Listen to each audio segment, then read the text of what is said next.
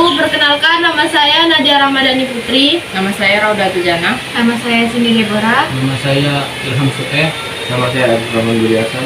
Di sini kami akan menjelaskan tentang manfaat dan bahaya radiasi gelombang elektromagnetik.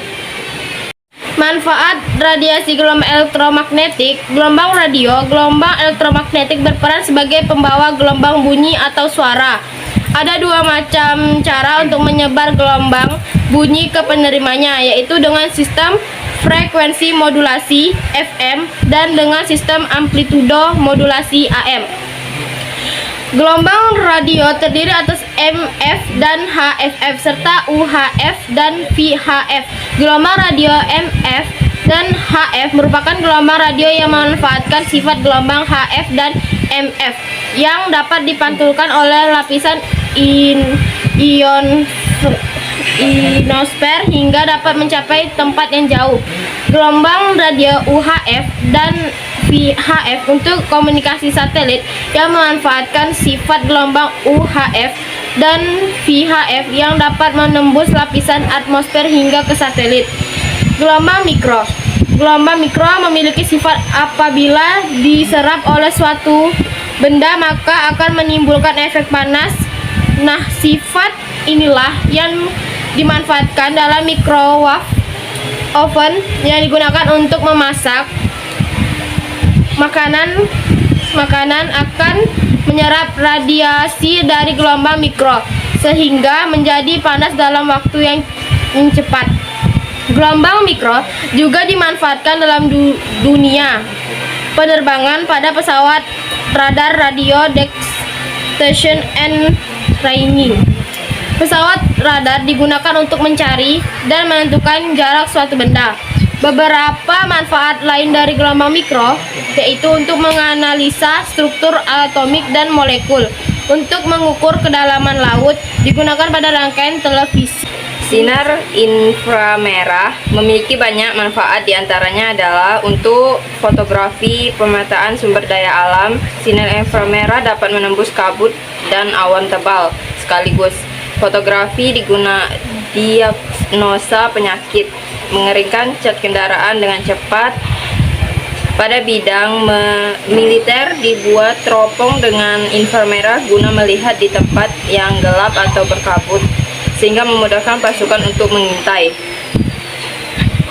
Sinar tampak. Sinar tampak adalah radiasi gelombang elektromagnetik yang dapat dilihat oleh mata manusia. Berikut adalah manfaat dari sinar tampak: membantu penglihatan manusia, lampu senter, penggunaan sinar laser dan serat optik. Manfaat radiasi gelombang elektromagnetik. Sinar ultraviolet. Sumber utama untuk menghasilkan sinar ultraviolet adalah matahari. Matahari memancarkan sinar ultraviolet.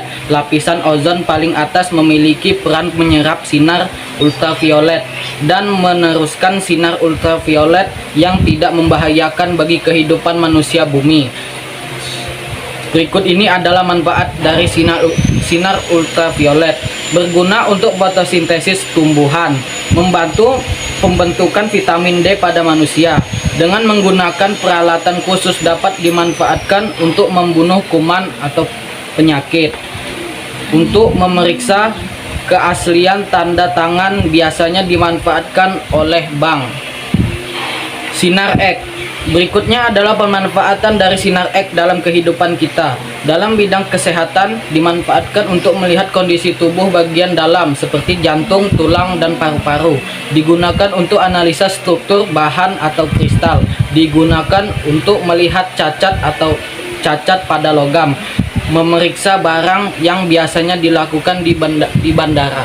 Sinar gamma. Berikut adalah manfaat dari sinar gamma dalam kehidupan sehari-hari. Dimanfaatkan dalam dunia kesehatan, yaitu terapi kanker, untuk mensterilkan peralatan rumah sakit, untuk mensterilkan makanan kaleng. Dalam pertanian digunakan untuk membuat bibit unggul, untuk mengurangi polusi hama.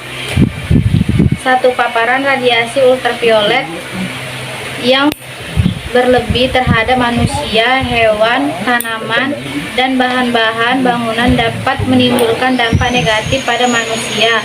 Radiasi berlebih dapat menimbulkan penyakit kanker kulit,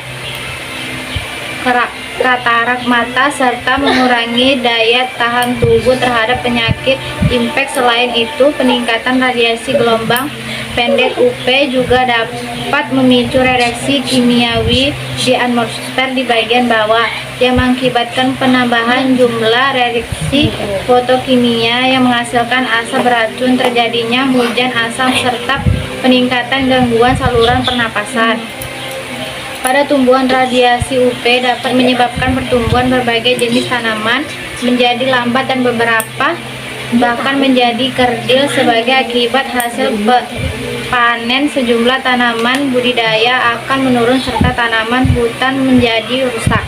2. Pulsa microwave dapat menimbulkan efek stres pada kimia syaraf otak. 3. Apabila terjadi lubang ozon, maka sinar UV khususnya yang jenis UVB yang memiliki panjang gelombang 290 nanometer yang menembus ke permukaan bumi dan kemudian mengenai orang dapat menyebabkan kulit manusia tersengat, berubah molekul DNA, dan bahkan bila berlangsung menerus dalam jangka lama dapat memicu kanker kulit, termasuk terhadap makhluk hidup lainnya.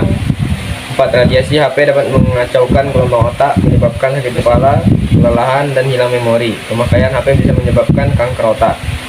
5. Beberapa efek negatif yang bisa muncul sebagai akibat radiasi HP antara lain kerusakan sel saraf, menurunnya atau bahkan hilangnya konsentrasi, merusak sistem kekebalan tubuh, meningkatkan tekanan darah, hingga gangguan tidur dan perubahan aktivitas otak.